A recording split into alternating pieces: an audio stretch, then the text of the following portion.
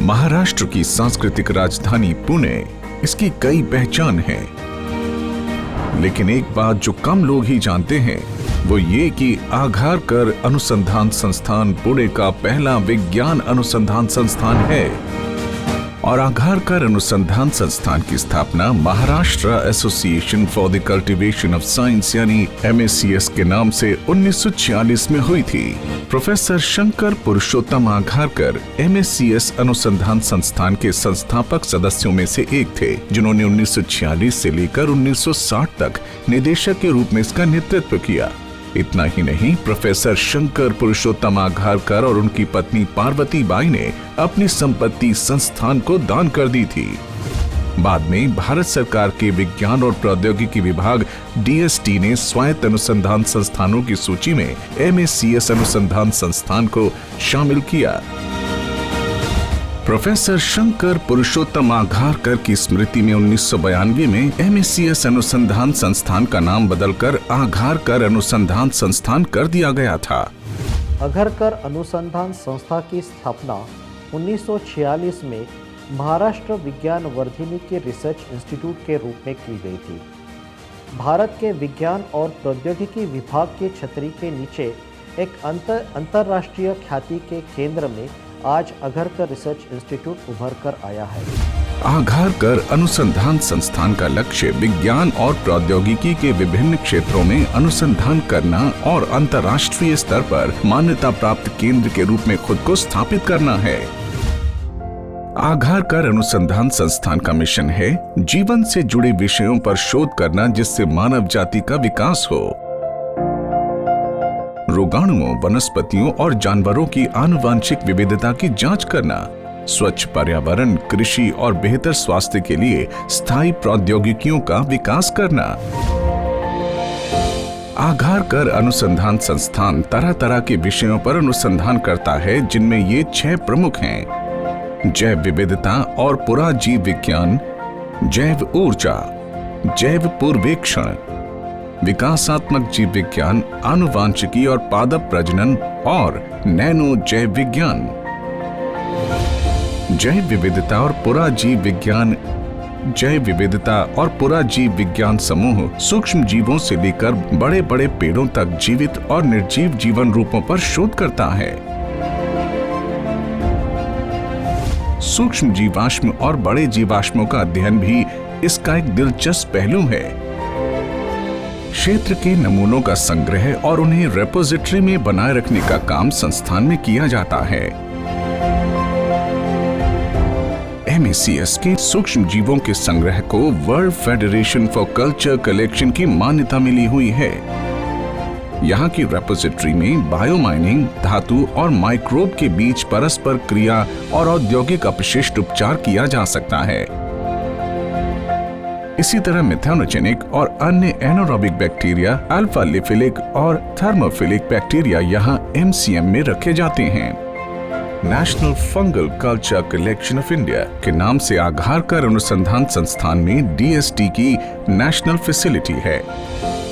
ये world federation for culture collection से संबद्ध है और इसे world data centre of micro organism की मान्यता मिली हुई है।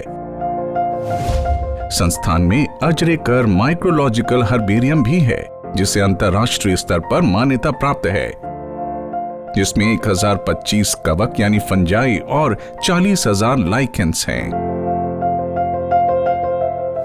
अंतर्राष्ट्रीय स्तर पर मान्यता प्राप्त आघारकर हर्बेरियम में एंजियोस्पर्म का संग्रह रखा जाता है।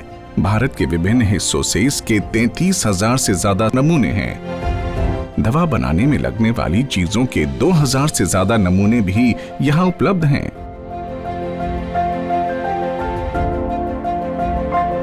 परंपरागत और आणविक दोनों तरह के अनुसंधान यहाँ किए जा रहे हैं। साथ ही दुर्लभ पौधों का माइक्रो प्रोपेगेशन भी किया जा रहा है।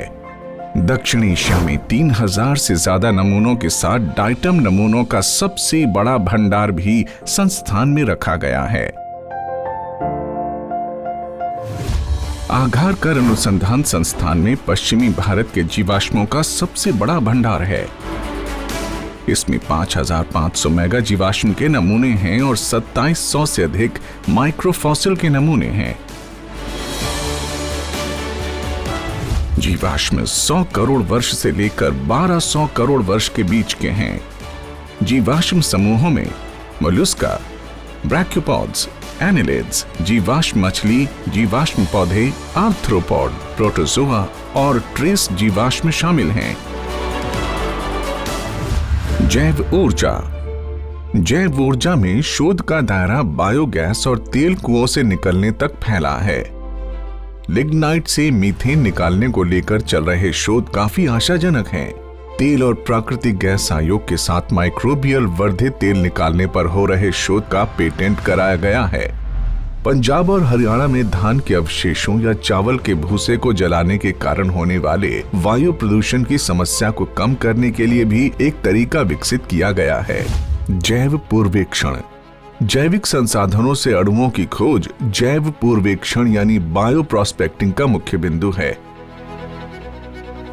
जहां संसाधन उपलब्ध नहीं है, वहां हीमोग्लोबिन मापने के लिए बनाए गए एंड्रॉयड ऐप ने पैथोलॉजिस्ट का ध्यान आकर्षित किया है। ये देखना दिलचस्प होगा कि ये ऐप कैसे काम करता है। इसमें शामिल शोध इस प्रकार से हैं: आकर्षित और प्रतिकारक के रूप में सेमियोकेमिकल्स, अर्धरासायनिक, चयापचय और तंत्रिका संबंधी विकारों को और कैंसर के तंत्र को समझना, प्राकृतिक और सिंथेटिक अणुओं के आधार पर उपचार का विकास, चयापचय यानी मेटाबॉलिक और न्यूरोलॉजिकल विकारों के लिए न्यूट्रास्यूटिकल्स का विकास, विकासात्मक जीव विज्ञान, एक निषेचित अंडा एक जटिल बहुकोशिकीय जीव को कैसे जन्म दे सकता है, विकासशील भ्रूण में कोशिकाओं के व्यवहार अलग अलग प्रक्रियाओं को कैसे निर्देशित करते हैं, जीन समग्र विकास में कैसे योगदान करते हैं। ये कुछ ऐसे प्रश्न हैं जिनके उत्तर विकास खंड जीव विज्ञान के क्षेत्र में खोजे जा रहे हैं। हाइड्रा, ड्रोसोफिला और ज़ेब्राफिश जैसे मॉडल जीवों के एक विविध समूह का उपयोग पशु विकास में कुछ मूलभूत सवालों के समाधान के लिए किया जा रहा है। इस समय चल रही जांच में कुछ दिलचस्प विषय हैं, जैसे कोशिका से कोशिका संचार, पैटर्न के गठन और तनाव प्रतिक्रिया के आणविक आधार, न्यूरोमस्कुलर जंक्शन पर साइनैप्स बनाना, विकास के दौरान शव परीक्षण यानी ऑटोफेजी का विनियमन, दिल का विकास और उत्थान, रक्त वाहिका का विकास और स्टेम कोशिका जीव विज्ञान, आनुवांशिकी और पादप प्रजनन। फसल सुधार कार्यक्रम में ARI महत्वपूर्ण भूमिका निभाता है। इसका मतलब है कि पारिस्थितिक और आर्थिक स्थिरता को बनाए रखते हुए फसल के उत्पादन और उससे होने वाले लाभ में सुधार करना। ARI के पास अच्छी उपज, रोग प्रतिरोधी गेहूं, सोयाबीन और अंगूर की किस्मों को विकसित करने की सभी विशेषज्ञता है। ये भारतीय कृषि अनुसंधान परिषद के अखिल भारतीय समन्वित अनुसंधान परियोजनाओं के तहत आने वाले अनुसंधान केंद्रों में से एक है। ARI के वैज्ञानिकों ने गेहूं की 12 किस्में, सोयाबीन की 8 किस्में और अंगूर की एक नई किस्म विकसित की है। इस तरह ARI के वैज्ञानिक किसानों को उनके उपज का उत्पादन बढ़ाने और देश को समृद्ध बनाने में मदद कर रहे हैं। 2019 में अधिसूचित MACS 4028 बायोफोर्टिफाइड ड्यूरम गेहूं किस्म नीति आयोग के प्रमुख कार्यक्रम राष्ट्रीय पोषण रणनीति का समर्थन करती है, जिससे कुपोषण मुक्त भारत मिशन को हासिल करने में मदद मिली है। पोषण परियोजना के लिए MACS 4028 को यूनिसेफ द्वारा वित्त पोषित खेती प्रणाली के लिए चुना गया था। इसे राष्ट्रीय पोषण रणनीति के भाग के रूप में भारतीय कृषि अनुसंधान परिषद के कृषि विज्ञान केंद्रों के माध्यम से संचालित किया गया था।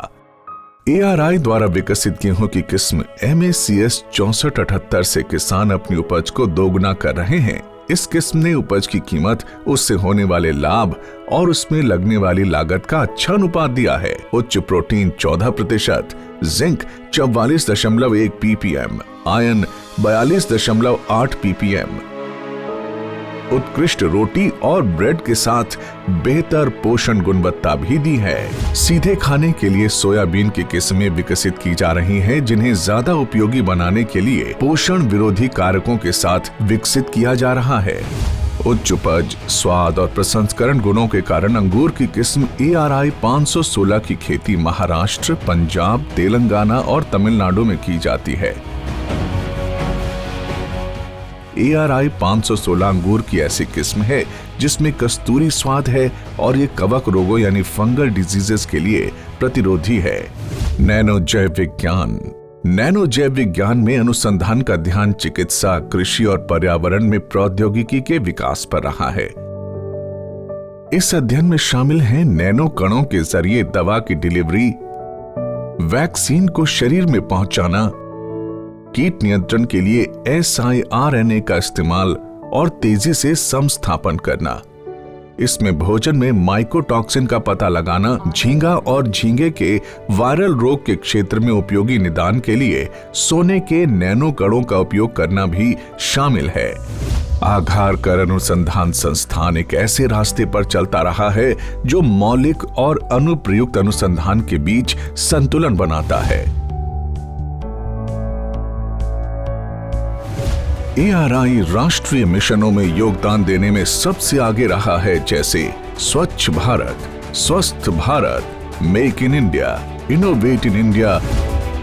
MACS आघारकर अनुसंधान संस्थान अलग अलग विषयों पर अपनी विशेषज्ञता के साथ राष्ट्र की सेवा करना जारी रखेगा।